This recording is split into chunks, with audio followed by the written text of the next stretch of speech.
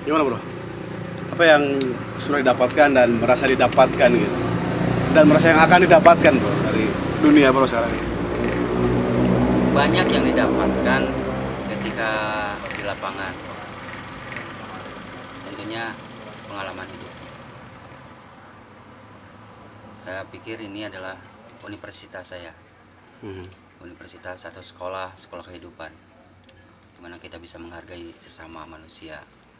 Kita bisa saling berbagi, tak hanya sekedar materi, Ya, ya. berbagi senyum, berbagi cerita, berbagi ilmu. Intinya banyak hal yang didapat dari perjalanan aktivitas saya ketika melakukan kegiatan aktivitas yang sekarang di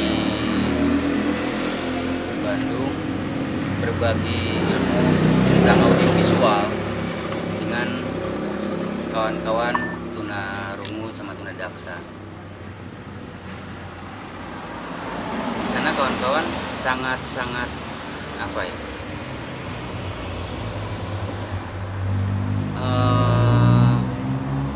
Semangat hidup. Semangat hidup, saling menghargai, saling support, saling mendukung. Ya, akhirnya saya berpikir, apa sih yang bisa dibanggakan oleh kita? Semua manusia di mata Tuhan sama. Kenapa kita harus membeda-bedakan? Ada yang cacat, ada yang tunarungu, tidak bisa bicara, tidak bisa mendengar. Kadang kita sering kali justifikasi atau mengucilkan, mendiskriminasikan. Bahkan ada satu cerita di mana seorang perempuan yang tunadaksa miris cerita-cerita dengan dia menulis diary-nya di buku-buku yang dia tulis, bukan buku tulisnya, bukan buku yang saya sangat menarik motivasi hidupnya, kegelisahan,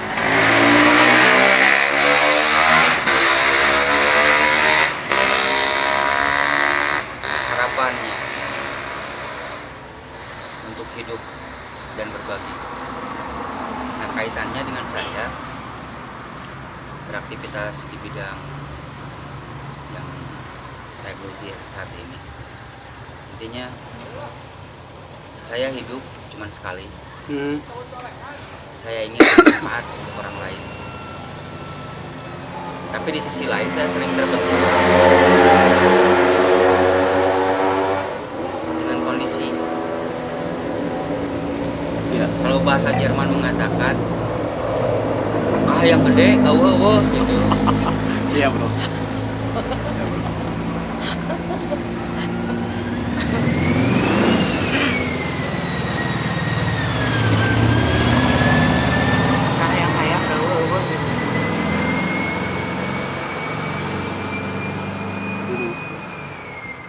Ya artinya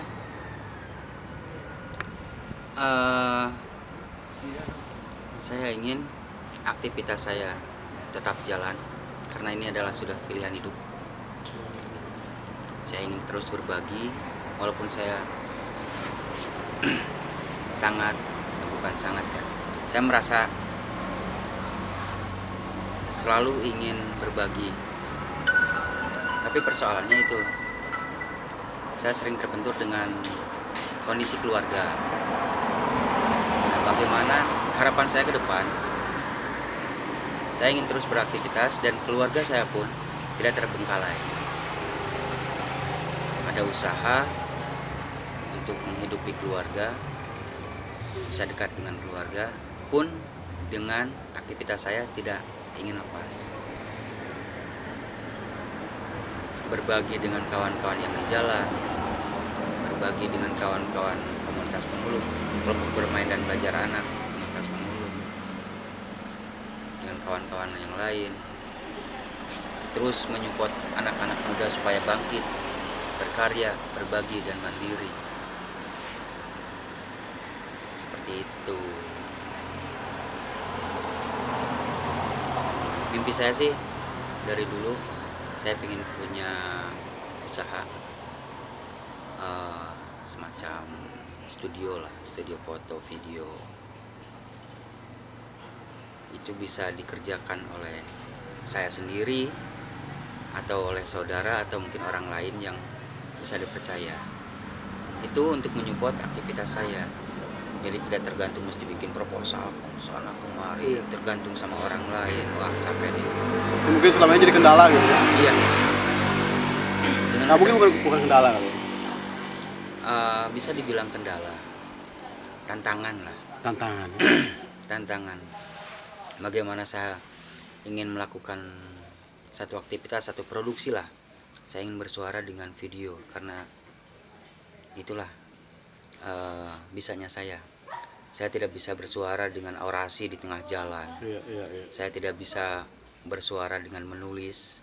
Saya tidak bisa bersuara dengan menggambar. Saya tidak bisa bicara dengan performance art. Tapi saya hanya baru bisa bicara dengan audiovisual. Apa kegelisahan saya, warga, masyarakat dengan audiovisual. Dan dengan media audiovisual bisa menjadikan kampanye. Kalau ada istilah di Kopita, komunitas film kita itu, berikan aku satu kamera maka akan berubah dunia. Itu mungkin bukan copas tapi terinspirasi dari pernyataan Bung Karno. Iya. Beri aku 10 kuda maka akan berubah dunia. Seperti itu.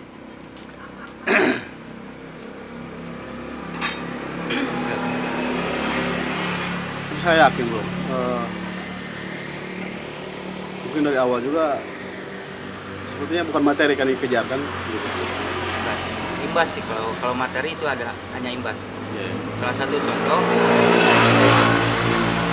saya sering melakukan aktivitas di jalan, di mana, bikin video-video tentang apa, dan mungkin orang lain juga melirik dan melihat dan tertarik dan dipercaya. Ya setelah dipercaya, ya itulah imbas saya bisa menginjakan kaki ke Thailand, Bangkok. Saya bisa dipercaya untuk bikin film tentang Merapi. Intinya saya beraktivitas bukan untuk materi, karena materi adalah imbas dari apa yang kita kerjakan. Kalau kita berpikir dan berorientasi beraktivitas untuk materi, siap-siaplah untuk sakit hati. Iya. Seperti itu. Terus kedepannya kira-kira gimana tuh? Ah, tadi studio itu ya? Ya, Studio, intinya itu studio. Dan kenapa studio? Karena itu bidang saya, bidang yang saya suka. Satu itu, kedua, kalau di makanan, minuman, cekasaram aya burukna.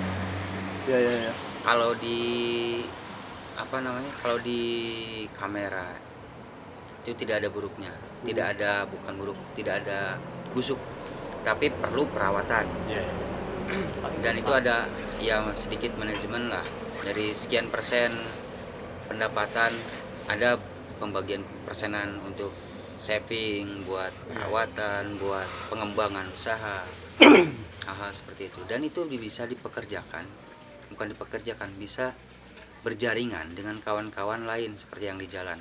Dia suka motret, mungkin kita bisa berjaringan dengan mereka yang suka di jalan, jadi tidak di jalan lagi tapi mengembangkan kesukaannya, tapi juga bisa menghasilkan, jadi bisa mengalihkan dunia yang sekarang digeluti dengan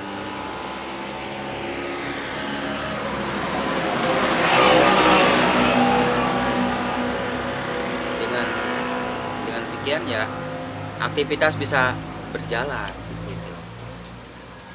Kira-kira dukungan apa bro yang sudah dapatkan dari teman atau keluarga begitu? Atau mungkin itu malah jadi banyak kendala dari situ? Kalau di keluarga berharap saya bekerja secara normatif. Normatif ya? Saya pagi bekerja di satu perusahaan, terus saya mendapatkan gaji, terus diam di rumah, terus sehari-hari seperti itu. Seperti orang kebanyakan tua. gitu ya? Ya. Tapi ya itu dia. Ini adalah pilihan hidup saya. Saya merasa nyaman di sini. Dan mungkin orang tua sekarang sudah ngerti